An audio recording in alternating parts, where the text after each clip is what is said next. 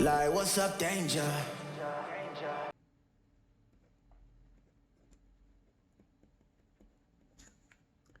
시대 구분하는 방법 형편없을까요? 시대 구분하는 방법. 여러분 뭐 그 역사 시간이나 뭐 가끔 어떤 수업 시간에 야 고대는 어쩌고저쩌고 중세는 어쩌고 막 이런 얘기 하잖아. 근데 그게 좀 이렇게 기초가 부족한 친구들은 감이 안 온단 말이야. 고대도 옛날 같고 중세도 옛날 같은데 언제를 말하는 거야? 뭐 근대는 또 뭐야? 이게 감이 안 오잖아요. 시대가 어떻게 전환되었는가? 뭐 때문에 고대에서 중세, 중세에서 근대로 전환되었지? 그거를 좀 지금부터 알려주도록 할게요. 먼저 옛날 시대가 있었어. 아주 옛날 시대. 여러분 지금이 우리가 사는 시대를 무슨 시대라 그래? 현대라 그러죠? 현대 시대? 현 시대죠. 그 전을 현대랑 가깝다 해서 가까울 근자 써서 근대. 그 전을 가운데 중자 써서 중세. 그 전을 아주 오래됐다고 해서 고대. 그 전도 있어. 고대, 그러니까 이 시대와 이 전 시대를 구분하는 기준이 있습니다. 뭐죠? 그거를 이제 어떤 발명으로 이해해도 돼. 석기 시대, 구석기, 신석기로 이해해도 되는데 이것도 뭐 틀린 거 아니에요. 그렇게 따지면 여기부터는 뭐 천동기, 청동기랑 철기 뭐 이렇게 쭉쭉 나오겠죠? 이 구분도 맞아. 근데 이거보다 더 아주 그 상징적인 구분이 있습니다. 뭐죠? 바로 자, 문자입니다. 문자. 문자. 문자가 있기 전 시대와 있고 난 시대. 그래서 이 시대를 문자보다 먼저 시대다 해서 먼저 선자를 써서 선사시대라는 거고, 지금 시대를 뭐라 그래요? 지금을 역사시대라고 합니다. 지금 우리는 역사시대에 살고 있어요. 알겠죠? 고대부터 지금까지, 그리고 앞으로 인류가 존재하는 한 역사시대야. 알겠죠? 이 문자의 힘 어마어마하죠. 옛날에는 기껏해야 할아버지가 손자에게 전달하는 정도가 최장의 전달인데, 문자가 발명되고 나서부터는 수천 년 후세 사람들에게 메시지를 전할 수가 있어. 엄청난 거지. 자, 그 다음에 이제 고대, 중세, 근대, 현대 봅시다. 고대와 중세를 나누는 기준은 뭐가 있냐면은, 고대 시대의 어떤 가장 대표적인 건 전제 정치 혹은 비슷한 의미예요. 왕정 혹은 왕조 시대. 왕 하나, 신하들, 떨거지들 좀 있고 나머지 싹 다 노예들. 전제 정치를 하던 시대가 고대죠. 중세는 그럼 정제 정치가 아니라 뭐냐? 서양 기준으로 얘기를 하는 거예요. 중세는 봉건제입니다. 봉건제. 봉건제가 뭐냐면은, 자, 전제정은 피라미드 생각하면 돼요, 여러분. 왕 있고 여기 뭐 떨거지들 있고 그 밑에 백성들. 요게 이제 딱 피라미드잖아. 전제정이잖아. 봉건제는 비슷하면서 달라. 봉건제는 왕이 있는데, 물론 이제 떨거지들이 있긴 있다. 중간, 그러니까 보스가 있고 중간 보스가 있거든. 중간 보스가 지배한 그 성이 있잖아. 얘들은 이제 성주라고 하잖아. 혹은 그 지역, 그 령을 다스린다고 해서 영주라고도 하고 성주라고도 하는데, 이 지역에서는 얘가 왕이야. 쉽게 말하면. 이 지역에서는 얘가 왕이고. 물론 뭐 여기가 프랑스라고 한다면은 나는 프랑스 국민인데 나의 정신적 왕은 얘가 맞거든. 근데 실질적으로 나는 세금을 얘한테 내는 거야. 얘는 세금을 얘한테 내고 왕한테 내고. 왕은 얘한테 뭘 인정해? 땅을 인정해줘. 땅을. 그 땅을 흑토차 써가지고 봉토라고 그러거든요. 봉토를 줘. 야, 내가 너 땅 줄게. 땅 줄 테니까 너 거기 다스려. 그러니까 중간 보스들에게 다스릴 권리를 주는 겁니다. 지금으로 따지면 지방자치 제도죠. 이거는 지방자치 제도가 아니라 이거는 왕이 일일이 다 지배하는 거고, 요거는 각각 왜냐면 땅덩어리가 너무 크니까 왕이 그걸 다 컨트롤할 수 없잖아요. 그래서 이게 이 봉주들에게 봉토를 주면서 각각 지배하게끔 하는 것. 그러면 가끔 무슨 일이 일어나? 여기 세력이 더 커져. 여기 막 장사를 잘해가지고 군사력도 키워가지고 세력이 더 커지면 가끔 치죠. 왕을 치고 지가 왕을 하거나, 혹은 얘네들끼리 싸워서 서로 왕이 되려는 다툼을 하기도 하지. 그러니까 요런 시대, 요게 이제 봉건제입니다. 요게 중세 시대이기도 하고, 이거보다 더 상징적이고 더 드라마틱한 고대와 중세를 나누는 기준은 바로 지저스 크라이스트의 탄생이죠. 예수 그리스도 탄생 이후를 중세라고 해요. 그러니까 두 개예요. 봉건제 쓰는 시대, 그리고 그러니까 기독교 시대, 예수 탄생 이후의 시대를 중세라고 합니다. 제가 이 시대 구분을 지금 그 수업하는 이유가 여기가 되게 중요하거든. 여기가 진짜 완전 초중요한데, 중요하니까 이따 얘기하고. 자, 그러면 근대와 현대 나누는 기준은 뭐죠? 이거는 분명합니다. 요거는. 그러니까 무슨 얘기냐면 봐봐. 어제까지 고대였는데 자고 일어나니까 오늘부터 중세, 이게 아니잖아요. 이 시대 사람들은 각자가 무슨 시대야? 이 시대 사람들은 각자가 현대잖아. 그죠? 아, 나는 오늘 중세 시대에 산다, 이게 아니잖아요. 각자 자기는 현대 시대에 사는 거야. 우리도 마찬가지야. 지금은 100년, 500년, 1000년 지나면 지금 시대를 현대라고 안 부르겠죠. 또 그때 역사학자들이 뭐라고 또 명명하겠죠. 이해되죠? 무슨 말인지. 각각 자기 시대가 현대예요. 지금 시대 구분은 우리 기준이야. 어제까지 고대였는데 오늘 자고 일어나니까 중세네, 그게 아니야. 그냥 내가 사는, 뭐 인간이 한 50년, 100년 산다면 그 100년까지는 현대인 거야, 자기 기준에서. 근데 훗날 세월이 지나서 역사학자들이 그 시대를 뭉뚱그려서 얘기하는 거죠. 그러니까 뭐 1990년부터 뭐 95년까지가 근대, 이게 아니란 말이죠. 그냥 뭉뚱그려서 연도로 나타내지 못하고 그냥 대충 그 정도 시대, 고만고만하게. 알겠죠? 그러니까 고대와 중세 고만고만하게. 다만 여기는 조금 그 구분이 명확한 게 예수 탄생 이후, 정확하진 않는다 하더라도 어쨌든 서기 영년 이후부터, 알겠죠? 혹은 예수 죽음 이후부터를 중세라고 칩니다. 중세 근대는 그런 연도로 나누지 않습니다. 근데 근대랑 현대는 역시 연도로 나눌 수 있어. 현대는 되게 명확합니다. 뭐냐면은 현대 기준은 요 기준, 중간의 기준, 양차 대전이라고 하죠. 쉽게 말하면 1, 2차 세계대전 이후를 현대라 그래. 여러분, 1, 2차 세계대전 마지막 날이 언제죠? 1945년 우리나라 광복절, 그때가 일본이 완전히 항복하면서 세계대전이 끝났죠. 그쵸? 요때 이후가 현대예요. 알겠죠? 그리고 이거는 그냥 격가지 얘기인데, 여러분, 현대를 상징하는 사상이 뭐니? 자본주의죠. 지금도 우리는 자본주의 시대에 살고 있고, 자본주의를 상징하는 아이템이 크게 두 가지가 있어. 뭘까? 아주 딱 그 물건을 보면은 진짜 자본주의적인, 대표적으로 아무리 그 섬마을 오지라 하더라도, 아프리카나 아마존 오지라 하더라도 그 아이템을 딱 들여놓으면 거기는 자본주의화 됩니다. 돈을 몰랐던 부족도 돈을 알게 됩니다. 뭐죠? 두 가지. 바로 TV랑 콜라예요. 콜라. TV 깔아놓고 콜라 맛을 딱 보여주면은 자본주의로 물들 수밖에 없대. 그리고 미국을 좋아할 수밖에 없대. 그렇겠죠? TV 봐봐. 헐리우드 어마어마하잖아. 막 어벤져스 튀어나오고 하잖아. 콜라는 뭐 이제 자라면서 이제 나이를 먹으면서 콜라 싫어하는 사람도 있지만, 기본적으로 콜라를 처음 먹으면 충격적인 맛이야. 그 탄산과 그 어디에도 비교할 수 없는 그 맛이 있잖아요. 그 향. 그래서 콜라는 뭐니 뭐니 해도 코카콜라, 여기서 말하는 콜라는 코카콜라죠. 코카가 코카인이지. 마약이죠, 마약. 그러니까 마약 콜라란 말이죠. 그리고 아직까지 코카콜라 제조법을 아무도 몰라. 그 코카콜라 회사 사람들 몇몇 빼고는 이 제조법이 비공개란 말이죠.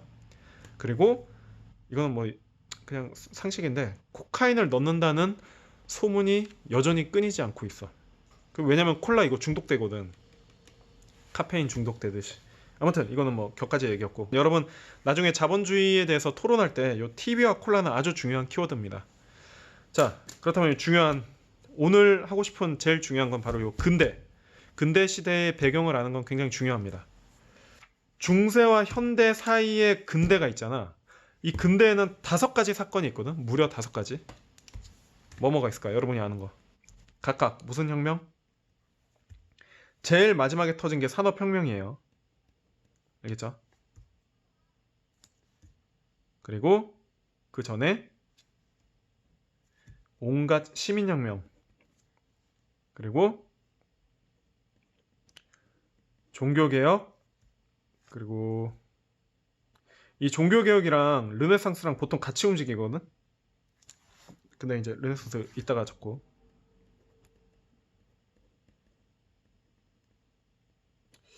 이 과학혁명, 시민혁명, 종교혁명, 보통 종교혁명이랑 표현보다는 종교개혁이라고도 하는데 종교혁명이라고 해도 뭐 틀린 말은 아닙니다. 그리고 르네상스, 요 5개, 이 5개가 이 근대 시대를 상징하는 아주 중요한 사건들인데, 여기서도 제일 중요한 게 과학혁명 얘기. 오늘 과학혁명 얘기를 좀 할게요. 자, 먼저 나머지 간단히 설명해. 산업혁명은 18세기 영국에서 증기기관이라는 게 만들어지면서 뭐 공장 같은 개념도 생기고 기계라는 개념이 생기죠. 그럼 뭐 나중에 자동차도 만들어지고 기차 막 달리고 그러잖아. 그게 산업혁명이래. 그리고 시민혁명은 사람들의 의식이 깨면서 시민들이 뭐 프랑스, 뭐 미국, 영국 막 들고 일어나잖아. 그러니까 그 정치적으로 엄청난 변혁을 일으키면서 기존에 여기도 왕이 있었고 여기도 왕이 있었잖아. 그 왕이 중요한 게 아니라 이제는 민주주의 시대가 되는 거야. 이 시민혁명을 통해서. 여러분 뭐 레미제라블 영화 봐도 알죠? 그런 시대가 됐고, 종교개혁은 제가 했었죠. 그 루터 칼뱅으로 인해서 기존의 구교란 우리나라식으로 말하면 천주교, 카톨릭이죠. 카톨릭을 뒤집고 새로운 신자, 고칠 개자, 개신교, 다른 말로 프로테스탄트교죠. 프로테스탄트교가 등장한 것, 요게 이제 종교 개혁이죠. 왜냐면은 왜 이거, 아니 A 종교가 뭐 불교로 바뀐 것도 아니고 A에서 A- 정도로 바뀐 것 같은데, 조금 바뀐 것 같은데 그게 무슨 뭐 개혁이냐 혁명이라는 표현을 씁니까? 왜 그러냐면 중세가 1500년 가까이 너무 이 기독교 하나만 지배했던 시대이기 때문에, 그 종교를 뒤집었기 때문에 종교개혁 혹은 종교혁명이라는 표현을 우리가 쓰는 겁니다. 알겠죠?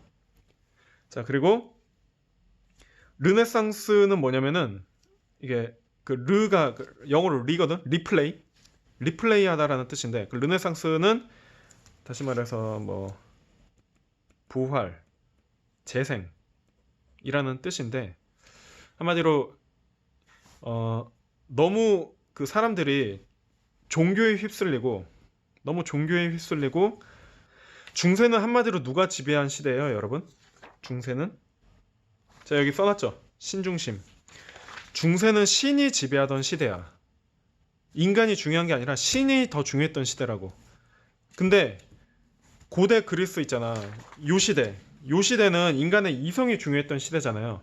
그래서 르네상스, 야 우리 옛날에 다시 인간이 중요했던 시대로 가자. 부활 재생이란 뜻이니까. 다시 말해서 르네상스란 다시 인간주의라는 뜻으로, 자, 이런 표현은 안 쓰는데 요거를 이제 쉽게 번역하면 인본주의라고도 합니다. 인간이 근본이다. 알겠죠? 이거를 르네상스라고 해요. 그래서 신 중심에서 인간 중심, 그리고 인간을 중심으로, 그러니까 인간을 모델로 한 예술 작품이 엄청나게 발달되죠. 이때 등장한 세계의 거장들, 뭐 레오나르도 다빈치, 미켈란젤로, 라파엘로, 아테네 학당 그림, 이거 다 르네상스 시절의 작품이죠. 자, 그런 시대, 그런 혁명을 르네상스라고 해요. 제일 중요한 거 과학혁명은, 자 지금부터 설명을 할게.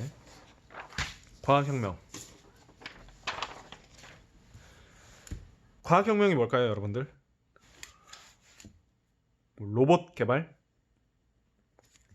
DNA 복제? 이런 거 아니야. 과학혁명이라는 건 뭐냐면은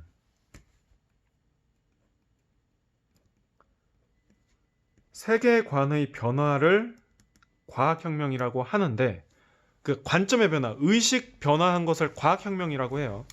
그럼 뭘 과학혁명이라고 하느냐? 여러분 생각을 해봐. 인류 역사상 가장 큰 충격이 뭐였을까? 인류가 존재한 이래 원시 시대부터 지금까지 통틀어서 인류가 받은 가장 큰 충격이 뭘까요? 공통적인 충격. 참고로 지금은 우리한테 충격이 아니야. 지금 우리는 교육을 받거든, 어릴 때부터. 근데 이제 그 사실을 처음 알았을 때 인류가 받은 가장 큰 충격. 여러분 아마 옛날 시대의 사람들, 원시 시대 사람들이 제일 두려워하던 게 뭐였을까요? 아마 천둥 번개였을 겁니다. 그쵸? 그리고 천둥 번개는 왜 치는 거야? 신이 노에서 천둥 번개가 쳤죠, 옛날에는. 근데 다시 말해서 지구는 신이 지배한 세상이잖아. 근데 어느 날 뭐 코페르니쿠스부터 많이 있어. 코페르니쿠스, 뭐 갈릴레오 뭐 많이 있었는데 어느 날 걔네들이 다 이제 함부로 주장하다가 마녀사냥 당하고 불에 타 죽고 감옥에 가두고 그랬잖아. 어느 날 천재 과학자가 등장하죠. 이름도 뉴턴이야. 그러니까 새롭게 터냈어. 뉴턴이라는 애가 등장해가지고 그 하늘이 움직이는 게 아니라 우리가 움직이는 거다. 지동설이다. 그리고 이 주장은 옛날에도 했다 그랬잖아. 근데 뉴턴이 한 게 뭐냐면 이거를 수학적으로 증명해 버립니다. 교황청 애들 쫙 불러가지고, 이거 잘못 말하면 내가 오늘 불타 죽는단 말이야. 근데 교황청 애들한테 자, 지구가 돈다는 거 내가 증명해 줄게. 수학으로 쫙 증명하는 거야. 그러니까 교황청 애들이 반박을 못 합니다. 그래서 천동설에서 지동설로 바뀝니다. 즉 과학혁명이란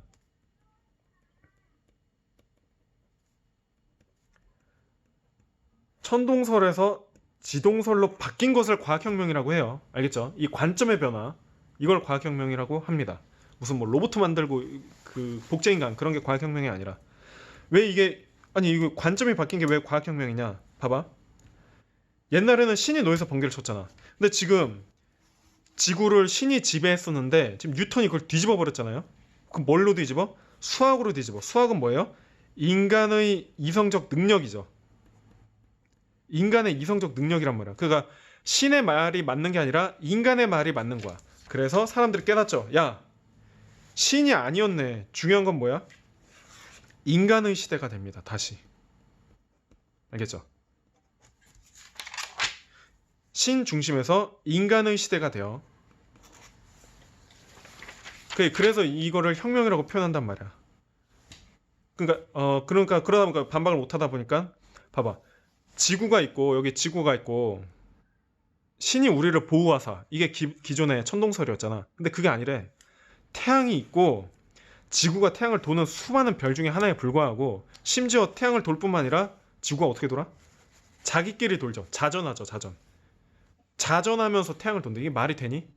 게다가 둥글대. 말이 돼?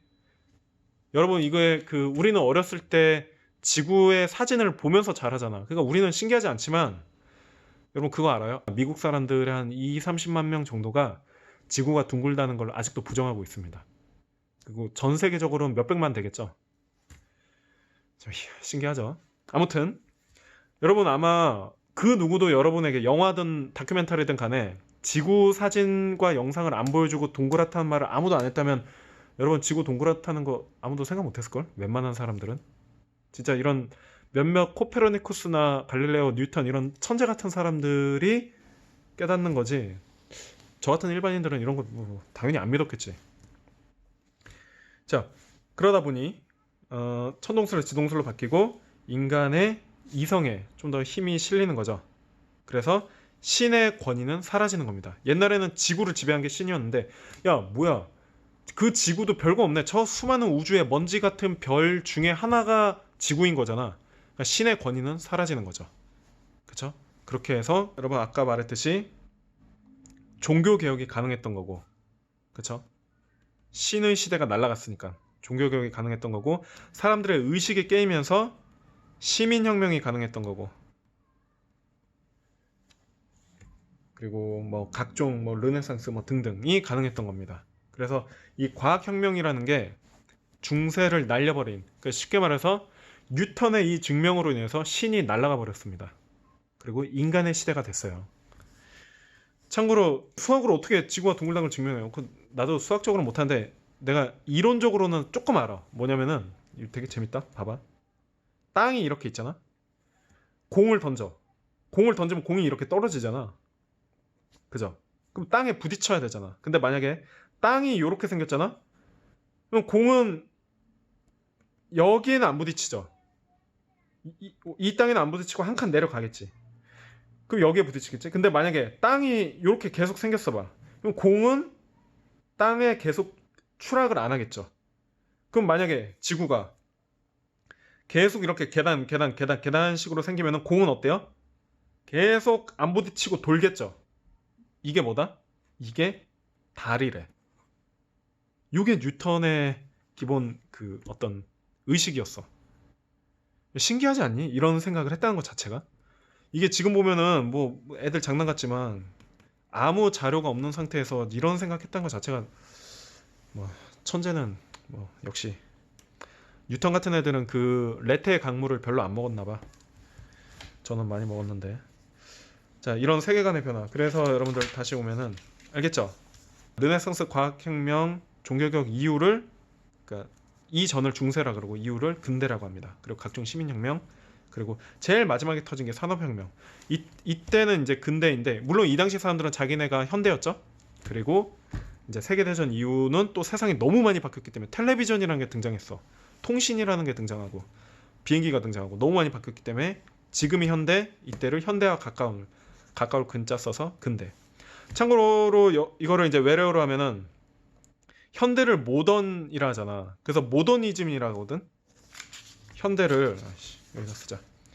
원래 현대를 모더니즘이라 하는데 이 시대에 모더니즘 했단 말이야.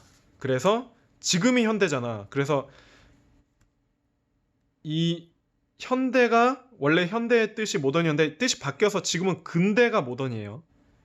그리고 지금은 이 모던에서 벗어났잖아요. 그래서 벗어나다. 포스트 모더니즘이라고 합니다. 지금 시대를. 포스트가 벗어나다, 탈출하다, 탈자거든. 그래서 지금을 탈근대라고도 합니다. 별별 얘기를 오늘 다 하죠. 자, 시대 구분하는 법 배웠고, 다음 시간에는 이 근대에 관한 또 사람들 사상에 또 다른 변화를 준 몇 가지 사건이 있어. 그 얘기를 하겠습니다. 오늘 여기까지 할게요. 다음 시간에 봐요. 안녕.